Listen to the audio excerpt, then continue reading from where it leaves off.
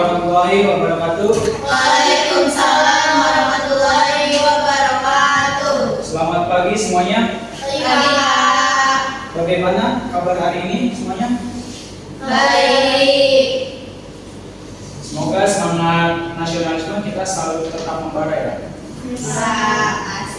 Sebelum menyelam lebih ke dalam materi hari ini, saya ingin memastikan apakah semuanya kursi terisi semua? Sudah. Ada yang masuk Pak. Oh, nampaknya ada yang tidak hadir. Iya Pak. Siapa itu namanya? Citra Pak. Citra. Ya, Amila. Kenapa Citra tidak masuk? Sakit Pak. Oh, sakit. Semoga cepat sembuh ya Iya. dan segera bisa masuk kembali. Baik. Sebelum mulai dalam materi hari ini yang kita pelajari, alangkah baiknya kita berdoa menurut agama dan kepercayaannya masing-masing. Berdoa dimulai.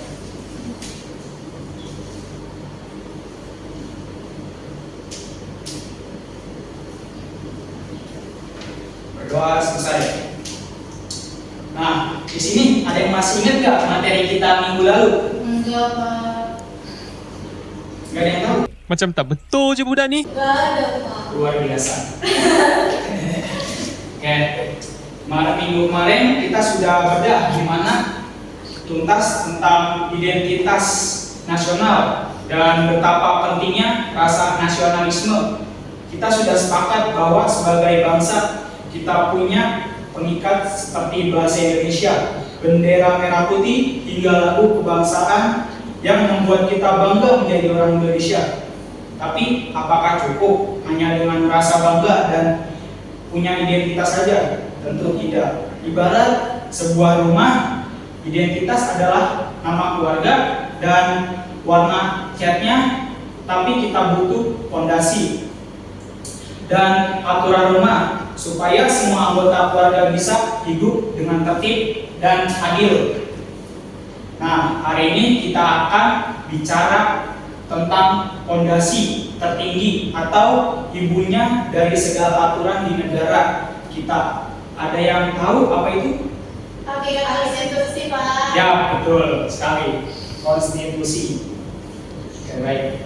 Kita mulai saja materi mengenai hakikat konstitusi dan urgensi konstitusi bagi kehidupan bernegara.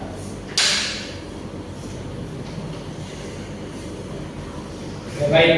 Konstitusi ini bukan sekedar buku hukum tebal.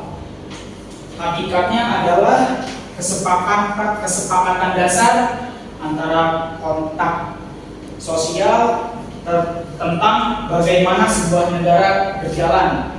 Jadi analoginya tuh seperti bayangkan kalian bermain sepak bola tanpa aturan tertulis, pasti kacau kan? Siapa saja bisa pegang bola itu. Nah, konstitusi adalah rule of the game dalam negara. Oke, apa itu hakikat konstitusi? Hakikat konstitusi merujuk pada esensi fundamental dari Undang-Undang Dasar suatu negara sebagai hukum tertinggi yang mengatur tatanan negara. Konstitusi menjamin hak asasi manusia, menetapkan susunan ketatanegaraan yang mendasar, serta membagi dan membatasi kekuasaan antar lembaga negara agar tidak terjadi penyalahgunaan wewenang. Secara pokoknya, konstitusi mencerminkan prinsip-prinsip dasar yang memastikan keadilan, perlindungan warga negara, dan penyelenggaraan pemerintah yang berdaulat. Nah, di sini unsur pokok hakikatnya yang mencakup elemen-elemen fundamental yang menjadi inti dari Undang-Undang Dasar suatu negara. Adapun tiga unsur utamanya, menurut pandangan ahli seperti Soe Mantri dan J.J. Stanley, hakikat konstitusi terdiri dari tiga unsur pokok. Yang pertama, jaminan terhadap hak asasi manusia dan hak warga negara. Yang kedua, penetapan susunan ketatanegaraan yang bersifat mendasar. Yang ketiga, pembatasan kekuasaan negara secara fundamental. Kemudian ada hakikat konstitusi menurut para ahli. Untuk memahami esensinya, kita bisa merujuk pada pemikiran tokoh-tokoh hukum berikut. berikut. Yang pertama ada Ferdinand Lassalle. Dia membagi konstitusi menjadi dua. Jadi ada secara sosiologis atau politis. Konstitusi adalah hubungan kekuasaan yang nyata di masyarakat, misalnya antar raja, militer, dan rakyat. Secara yuridis, konstitusi adalah naskah hukum tertulis. Yang kedua, Hermann Heller berpendapat bahwa konstitusi lebih luas dari sekedar undang-undang dasar. Konstitusi mencerminkan kehidupan politik di dalam masyarakat sebagai suatu kewajaran. Kemudian Caciwille menekankan bahwa hakikat konstitusi adalah sekumpulan peraturan yang mengatur serta mengarahkan pemerintahan. Nah, fungsi utama konstitusi adalah mengatur pembagian kekuasaan negara agar tidak bersifat absolut, melindungi hak asasi manusia, serta menjadi sumber hukum tertinggi dalam penyelenggaraan negara. Konstitusi memastikan adanya checks and balance antara lembaga eksekutif, legislatif, dan yudikatif, di mana untuk mencegah penyalahgunaan wewenang. Fungsi intinya konstitusi yang paling sering terikat tuh yang pertama membatasi kekuasaan pemerintah agar tidak sewenang-wenang. Kedua, menjamin dan melindungi hak-hak asasi warga negara. Yang ketiga, menetapkan struktur dan bentuk pemerintahan serta hubungan antar lembaga. Nah, urgensi konstitusi, di mana dalam kehidupan bernegara terletak pada perannya sebagai hukum tertinggi yang membatasi kekuasaan pemerintah agar tidak sewenang-wenang, melindungi hak asasi manusia, serta menjadi perekat bangsa. Tanpa konstitusi, negara tidak dapat terbentuk secara teratur, karena kekuasaan dapat terbentuk secara teratur karena kekuasaan akan rentan disalahgunakan, sehingga konstitusi memastikan supremasi hukum dan partisipasi rakyat dalam demokrasi. Konstitusi juga menciptakan ketertiban sosial, keadilan, dan kesejahteraan melalui norma dasar yang adaptif.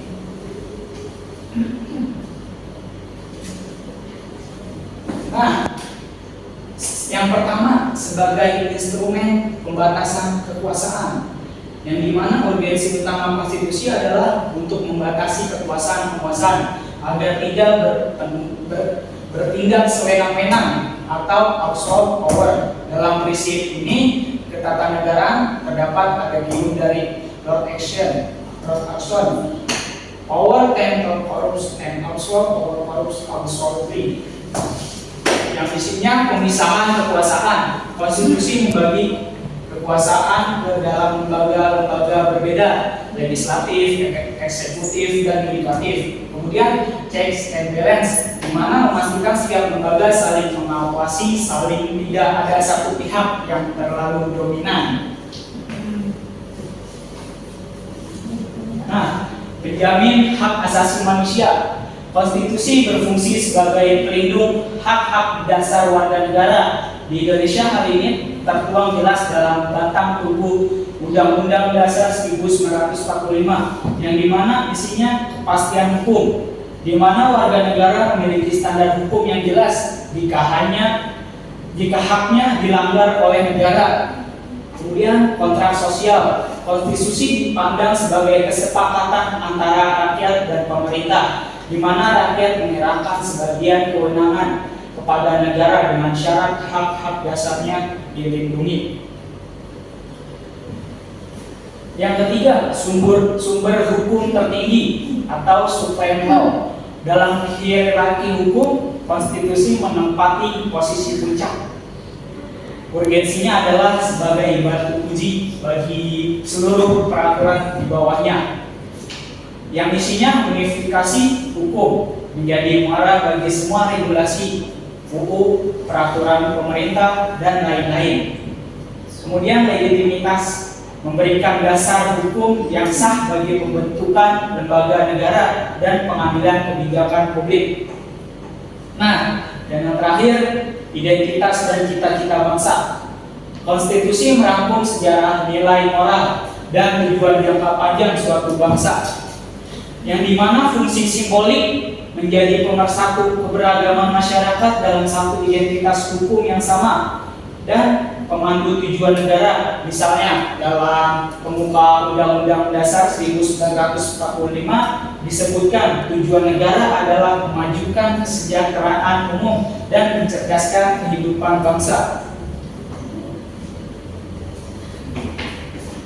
Nah, kita di detik di mana berada di kesimpulan di terakhir materi kita hari ini, di mana kesimpulannya ini di mana hakikat konstitusi adalah kesepakatan luhur sosial kontrak antar warga negara.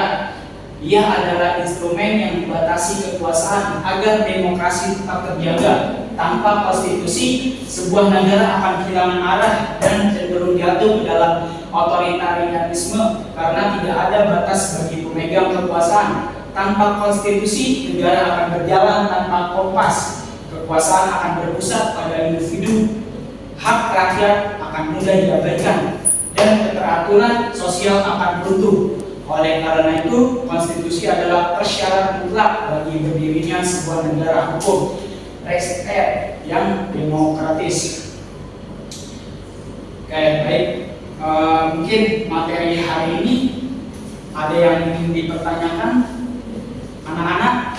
Oke, baik. Apa jadinya kalau sebuah negara sudah merdeka tapi tidak punya konstitusi? Oke, baik. Wah, ini pertanyaan yang fundamental nih. Ibarat kapal yang berlayar tanpa kompas dan nakoda tanpa aturan main. Pertanyaan dulu yang bertanya. Oke. Jadi jawabannya tadi pertanyaannya, apa jadinya kalau sebuah negara sudah merdeka tapi tidak punya konstitusi? Oke. Negara itu akan mengalami anarki. Jadi kekuasaan akan didasarkan pada siapa yang paling kuat ataupun hukum rimba, bukan pada hukum yang adil. Jadi hak-hak warga negara tidak akan terjamin dan negara tersebut memungkinkan besar akan segera runtuh karena konflik internal. Nah, jadi cenderung jatuh ke dalam otoritarianisme karena tidak ada batas bagi pemegang kekuasaan. Jadi tanpa konstitusi negara akan berjalan tanpa kompas. Oke, cukup. Oke, baik. Selanjutnya ada yang ingin dipertanyakan lagi? Anak-anak, teman-teman. Aku. Oke, baik. Satu pertanyaan lagi mungkin. Pertanyaannya, kenapa masih ada pelanggaran aturan padahal kita sudah punya konstitusi yang bagus? Oh, baik. Jadi kenapa masih ada pelanggaran aturan padahal kita sudah punya konstitusi yang bagus? Pertanyaan yang bagus. Nah, jadi konstitusi adalah di mana kertas berisi kesepakatan luhur antar warga negara. Ada pada manusia yang menjalankannya, namun kekuatannya yang diberi kesepakatan sosial antar warga negara. Jadi mengapa kita belajar materi ini agar kalian sebagai generasi penerus punya kesadaran berkonstitusi. Konstitusi yang hebat butuh warga negara dan pemimpin yang hebat pula untuk menaatinya. Mungkin sudah cukup pertanyaan dan materi hari ini. Jadi konstitusi adalah fondasi. Tanpa fondasi yang kuat, bangunan negara akan runtuh. Dia ada untuk melindungi kita dan memandu pemimpin kita. Baik, terima kasih sudah belajar bersama hari ini. Tetap kritis, tetap bangga menjadi warga negara yang taat hukum. Sampai jumpa di materi berikutnya. Kurang lebihnya mohon maaf. Anak-anak, wassalamualaikum warahmatullahi wabarakatuh. Waalaikumsalam.